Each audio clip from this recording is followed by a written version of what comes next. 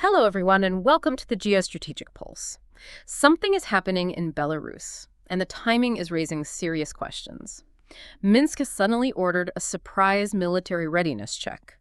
A Belarusian brigade is leaving its permanent base to test combat operations and even strike scenarios, while CIA Director John Ratcliffe has just made an unexpected visit to Moscow. Is Belarus preparing for a wider conflict? Could this be connected to Russia's next move, and why is this happening right now? Watch until the end, then tell us what you think. Could Belarus become a new front? Leave your opinion in the comments. There are no wrong answers. And if you want more geopolitical analysis, like, share, and subscribe. So now that we have that out of the way and the stage is set, let's establish exactly what our mission is for today's deep dive. Right. We really want to cut through the noise of the latest news to extract the exact geostrategic implications of this sudden military posturing. Yeah. We need to look closely at these recent updates, and we'll figure out the how and the why behind these maneuvers, breaking down what an alignment like this actually means for the region. Absolutely. And I have to say, it is a vital moment to analyze this, because when you have military maneuvers of this scale and unannounced high-level intelligence visits aligning on the calendar like this. Right, at the exact same time. Yeah, exactly. It is rarely a coincidence. The timing is really the key variable telling us what the broader strategic calculus actually is. So let's start with the physical movements on the ground. Okay. Because the Belarusian president has ordered this surprise combat readiness inspection, and we're seeing a full brigade leaving its permanent base for undisclosed tasks. Right. Now, the secretary of Belarus's Security Council, Alexander Volfovich, he stated the goal is to test combat operations under modern conditions. But here is the detail from the latest info that really caught my eye. What's that? He specifically noted that they are utilizing the experience of military conflicts in Ukraine and Iran. Yes. And what's fascinating here is that explicit mention of Iran alongside Ukraine, because that is a massive geostrategic tell. By invoking Iran, they are heavily signaling a focus on drone warfare, specifically the deployment of Iranian-style Shahed munitions. Wow, okay. As well as, modern trench and attrition tactics. Right, and let's break down exactly why that matters, because the mechanism of a Shahed drone, it isn't about, precision strikes taking out high-value targets. No, not at all. It's about pure economic attrition. I mean, they're relatively cheap, they're expendable, and they're designed to swarm and exhaust a defender's air defense grid. Exactly. If you launch a, say, $50,000 drone and your opponent has to fire a $2 million Patriot missile to shoot it down, right. I mean, you are winning the war of attrition without ever crossing a border. That's exactly it. You force the adversary to deplete their most advanced interceptors, and pairing that with quote-unquote Ukrainian conflict experience, it means they're likely practicing modern trench defense and electronic warfare, too. Like jamming and stuff. Yeah, jamming communications, disrupting GPS, and really just adapting to a battlefield where the sky is constantly watching you. Right. Furthermore, we have to recognize the nature of a, quote, surprise inspection. Okay, yeah. Because in geostrategic terms, these are often utilized as a smokescreen. I see. They provide a layer of plausible deniability to obscure actual troop deployments. You can basically move forces right up to a tense border under the guise of a routine training exercise. Right, which brings me to kind of a funny point, because Volfovich actually urged the public not to assume, quote, something extraordinary is happening. Right, of course he did. Which, I mean, if your neighbor starts running full combat martial arts drills on their front lawn while shouting, nothing extraordinary is happening, you are naturally going to lock your doors and assume the exact opposite. That is a perfect way to put it. But, if this is just a smokescreen, who is it meant to distract or intimidate? That's the real question. Right, because right as Belarus spins up these sudden drills, we saw a totally unprecedented move happen elsewhere. Okay, let's unpack this. Sure. CIA Director John Ratcliffe makes an unannounced visit to Moscow. Yeah. Very significant. And the latest updates indicate he didn't meet with the Russian president directly, but instead held contacts between intelligence services. And this comes right as U.S. intel gathered data about Moscow potentially testing NATO's resolve. Yeah, and that intelligence contact in Moscow is arguably the most pivotal piece of the puzzle here. Really? Absolutely.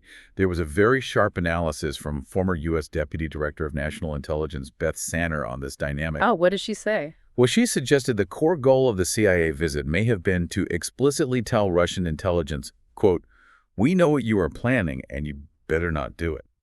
Wow. It's like playing high-stakes poker, and instead of betting, you just lean over and whisper the exact cards your opponent is holding. Exactly. Like, you don't need to play the hand, you just need them to know that their bluff won't work. Right. It's a perfect example of what analysts call intelligence diplomacy. Intelligence diplomacy, I like that. Yeah, you leverage the intelligence you've gathered to deter an adversary, preemptively, freezing them before they can actually execute their plan. Okay, so what exactly is the plan they might be deterring? Well, we have to look at the latest news. It shows Russian forces just conducted mobilization preparation exercises in the Kaliningrad region. Okay. They were testing their infrastructure's capacity to receive, equip, and feed new recruits. Which is a huge red flag because, Kaliningrad is an exclave. Right. It is sovereign Russian territory, completely sandwiched between NATO members Poland and Lithuania. Exactly. If they are testing logistics to feed and equip thousands of troops there, that directly threatens the Suwalki Gap. Yes. That narrow strip of land connecting the Baltics to the rest of NATO. Testing resolve isn't just political rhetoric. It means practicing the logistics of a siege. Precisely. Because you cannot launch an offensive if you cannot feed your troops. Right. So testing bakeries and supply lines in Kaliningrad is a direct precursor to gray zone hybrid tactics or even blockades. Wow. So when you combine those Russian mobilization tests near the Suwalki Gap with the Belarusian surprise drills, the CIA's visit is designed to basically throw a wrench in those gears before they start turning. Here's where it gets really interesting, though. Okay. We have the turns happening in Moscow, but the physical buildup in Belarus is happening at a very specific flashpoint. Right.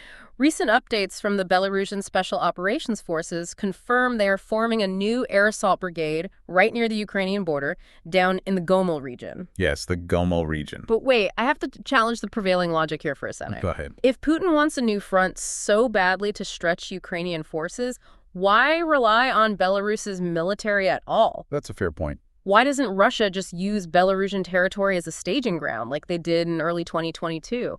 Why force Lukashenko's troops to actually do the fighting? Well, that is the million-dollar question. And the answer really comes down to severe resource depletion. Okay, so manpower. Yeah. Back in 2022, Russia had the manpower and the elite units to launch an offensive from Belarus. Today, Russian forces are heavily bogged down in the east. Right. They simply do not have the excess operational capacity to open a massive northern front on their own. They need Belarusian bodies to do the heavy lifting. Or at least to distract. Yeah, exactly. Or at the very least to tie down Ukrainian forces in the north so they cannot reinforce that eastern front. Ah, so the Belarusian leadership is being squeezed immensely here. Totally. Moscow is demanding they actually commit troops, not just real estate. But doing so would require moving immense logistics through the Gomel region, which is, frankly, largely marshland. Yes, it is. It's incredibly difficult to maneuver heavy armor through there. Plus, he's getting squeezed from the other side, too. French President Emmanuel Macron and Ukrainian President Volodymyr Zelensky have both explicitly warned Belarus about the severe consequences of being drawn further into this war. And if we connect this to the bigger picture, it's not just Western deterrence that Minsk fears. What else is there? It is an existential internal threat.